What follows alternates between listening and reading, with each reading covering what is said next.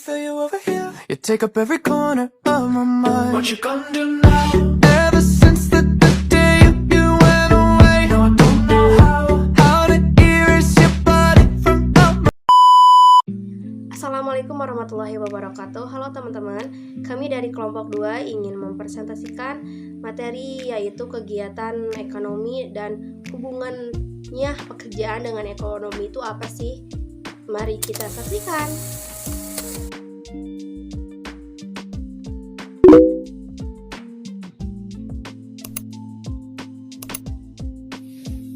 Apa sih kegiatan ekonomi itu?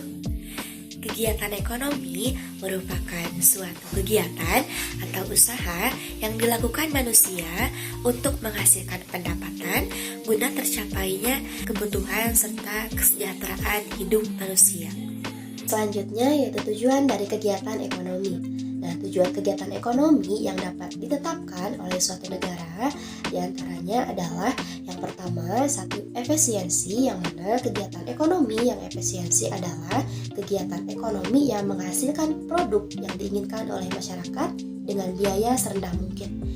Yang kedua, yaitu keadilan, yang mana keadilan itu dimaknai sebagai terdistribusinya pendapatan dan kekayaan secara merata sehingga tidak terjadi kesenjangan antara kelas rendah dan kelas tinggi. Yang ketiga yaitu kemakmuran.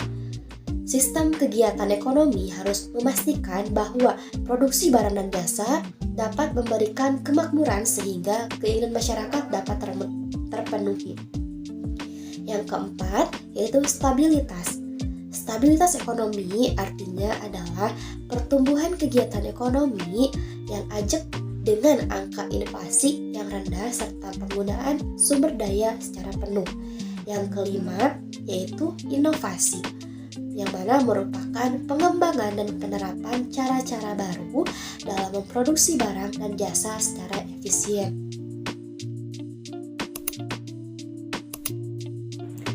Jenis-jenis kegiatan ekonomi. Yang pertama ada produksi. Kegiatan produksi merupakan kegiatan atau usaha yang dilakukan guna menghasilkan atau memproduksi suatu produk baik berupa barang ataupun jasa. Orang yang melakukan kegiatan produksi disebut produsen. Manfaat produksi: menghasilkan barang atau jasa, meningkatkan nilai guna barang ataupun jasa, meningkatkan kemakmuran masyarakat, meningkatkan keuntungan, memperluas lapangan usaha, dan menjaga kesinambungan usaha perusahaan. Adapun faktor produksi. Yang pertama, ada sumber daya alam, dan yang kedua, ada sumber daya manusia, dan yang ketiga, ada sumber daya modal, yang keempat, kewirausahaan, dan yang kelima, sistem informasi. Adapun yang kedua yaitu distribusi. Kegiatan distribusi merupakan kegiatan penyaluran barang dan jasa dari produsen ke konsumen. Para pelaku kegiatan distribusi disebut distributor. Berikut ini tujuan kegiatan distribusi. Yang pertama yaitu menyalurkan barang atau jasa dari produsen kepada konsumen. Yang kedua, pemerataan pemenuhan kebutuhan masyarakat dari berbagai daerah. Yang ketiga, menstabilkan harga barang atau jasa. Yang keempat, menjaga kelangsungan hidup perusahaan. Yang kelima, kesinambungan kegiatan produksi. Adapun yang ketiga yaitu konsumsi. Kegiatan konsumsi merupakan kegiatan menggunakan atau menikmati hasil-hasil produksi. Tujuan melakukan kegiatan konsumsi adalah untuk memenuhi kebutuhan dan memperoleh kepuasan pribadi. Berdasarkan tujuannya, konsumsi dapat dibedakan menjadi sebagai berikut. Yang pertama, ada konsumsi produktif, yaitu konsumsi yang bertujuan untuk menghasilkan barang ataupun jasa. Yang kedua ada konsumsi konsumtif atau akhir, yaitu konsumsi dengan tujuan untuk memenuhi kebutuhan sendiri.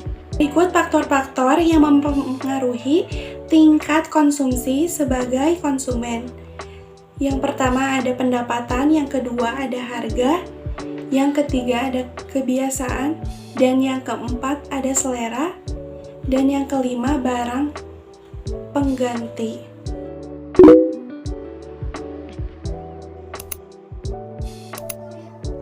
Bismillahirrahmanirrahim. Selanjutnya yaitu mengenai pelaku kegiatan ekonomi.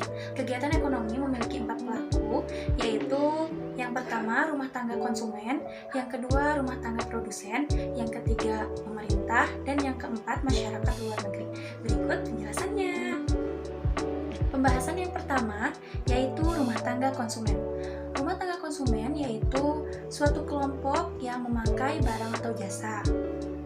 Dalam kegiatan ini, kelompok rumah tangga konsumen memiliki kegiatan utama yaitu menerima penghasilan dari perusahaan, baik itu berupa upah atau keuntungan. Yang kedua, menerima pendapatan dari lembaga keuangan bisa berupa bunga deposito. Yang ketiga, pendapatan dari pengoperasian pasar komoditas sebagai konsumen. Yang kedua, yaitu rumah tangga produsen. Perusahaan keluarga yang menjalankan berbagai jenis usaha, yang dimana perusahaan tersebut didirikan dan dioperasikan untuk mendapatkan suatu keuntungan atau laba yang diperoleh. Rumah tangga produsen memiliki 3 kegiatan utama, yaitu memproduksi barang dan jasa, menggunakan atau menyewa faktor produksi, yang ketiga menentukan pembelian barang modal dan persediaan lainnya, yang keempat mengajukan permohonan kredit kepada lembaga keuangan untuk mengembangkan bisnisnya, dan yang kelima membayar pajak atas penjualan yang mereka lakukan. Yang ketiga yaitu pemerintah. Dalam kegiatan ekonomi, pemerintah menentukan kebijakan dalam bidang ekonomi. Kebijakan pemerintah dalam kegiatan ekonomi tertuang dalam Pasal 33 Undang-Undang Dasar 1945, yaitu yang pertama kebijakan fiskal, yaitu kebijakan yang berkaitan dengan pendapatan dan belanja negara. Yang kedua, kebijakan moneter, yang dimana pemerintah mengendalikan peredaran uang untuk stabilitas nilai mata uang dan mencegah terjadinya inflasi. Yang ketiga, kebijakan keuangan internasional, yaitu tindakan pemerintah di bidang keuangan terhadap dunia internasional. Pemerintah mempunyai 4 kegiatan utama. Yang pertama, pemungutan pajak maupun secara langsung, baik secara langsung ataupun secara tidak langsung. Yang kedua, menggunakan pendapatan negara untuk berbelanja untuk memenuhi kepentingan pemerintah. Yang ketiga, meminjam uang dari luar negeri. Yang keempat, menyediakan permintaan uang bagi masyarakat. Yang selanjutnya yaitu masyarakat luar negeri. Suatu negara tidak dapat memenuhi kebutuhannya sendiri, yang dimana tentunya harus atau membutuhkan peran orang lain atau peran negara lain untuk memenuhi kebutuhannya, di mana hal ini termasuk pada kegiatan yang berkaitan dengan hubungan ekonomi antar pasar. Yang pertama, menyediakan kebutuhan barang impor. Yang kedua, membeli barang ekspor. Yang ketiga, menghubungkan antara pasar mata uang domestik dan asing. Yang keempat, menyediakan akses mata uang domestik. Mungkin cukup segitu untuk pelaku kegiatan ekonomi. Selanjutnya akan dilanjutkan oleh rekan saya.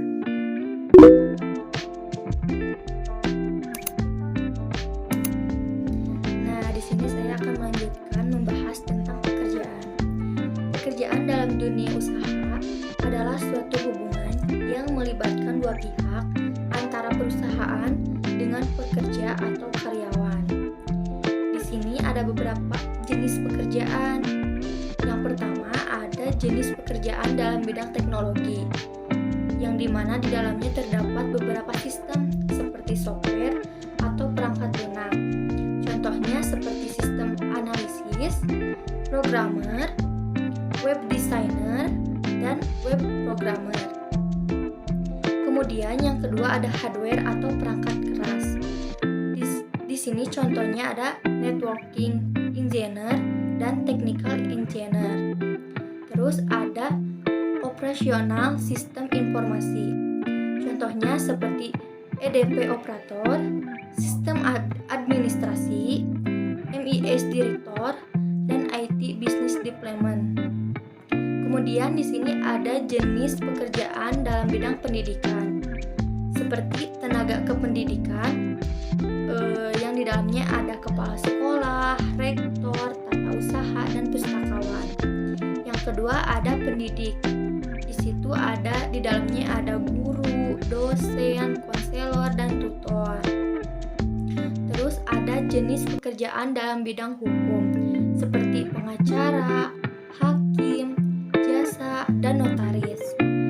Kemudian ada jenis pekerjaan dalam bidang ekonomi, seperti konsultan ekonomi, analisis kredit, terus ada teller bank, kemudian ada manajer kompensasi.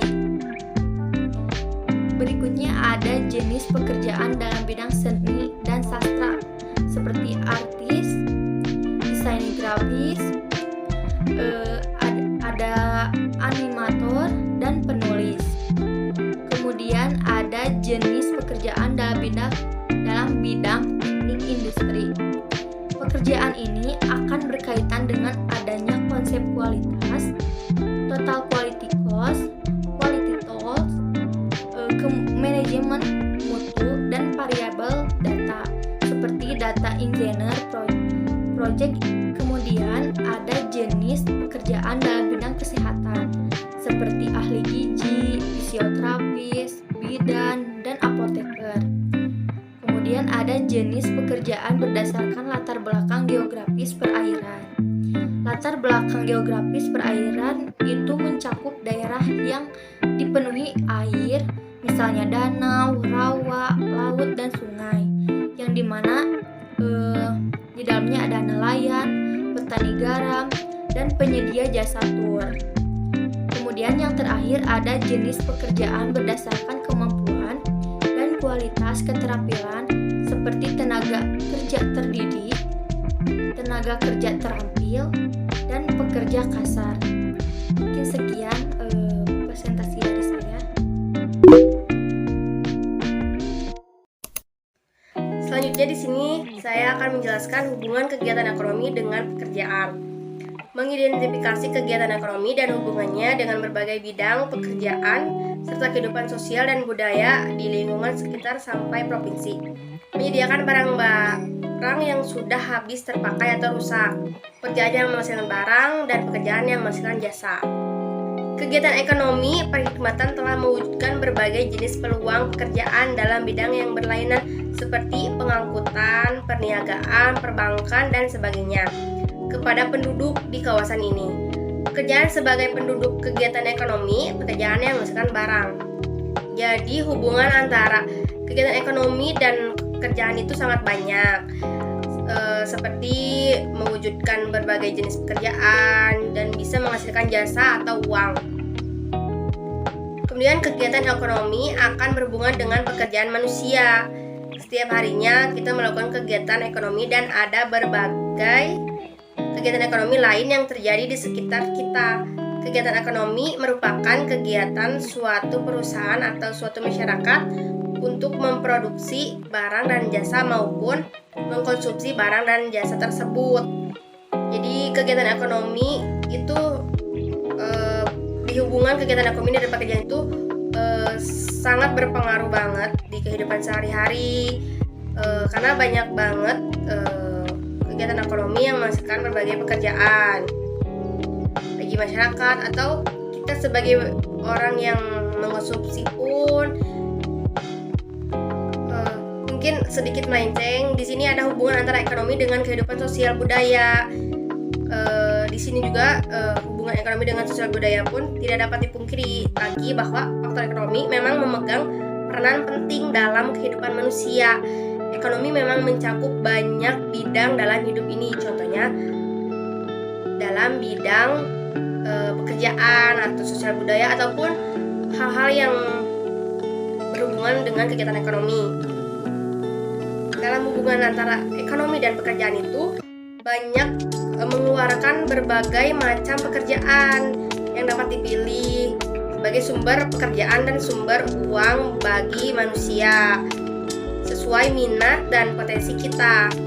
Ketika kita sudah mendapatkan pekerjaan sesuai kriteria dan potensi kita dalam kehidupan sehari-hari dan mendapatkan upah atau uang karena sudah berjasa dalam pekerjaan ini, itu imbalannya kalau di dalam pekerjaan. Kemudian maka kita dapat memenuhi kebutuhan sehari-hari kita untuk memenuhi bahan pokok, makanan ataupun pakaian ataupun hal-hal yang emang sangat dibutuhkan di kehidupan sehari-hari. Mungkin sekian antara hubungan ekonomi dan pekerjaan. Sebenarnya masih banyak, tapi saya hanya bisa merangkum sampai sini. Mungkin sekian yang dapat saya sampaikan. Saya kembalikan kepada moderator. Alhamdulillah, kalian sudah lihat pemateri-pemateri dan materi yang sudah disampaikan oleh mereka. Mungkin sekian dari kelompok kami. Mohon maaf apabila ada salah-salah kata. Wassalamualaikum warahmatullahi wabarakatuh.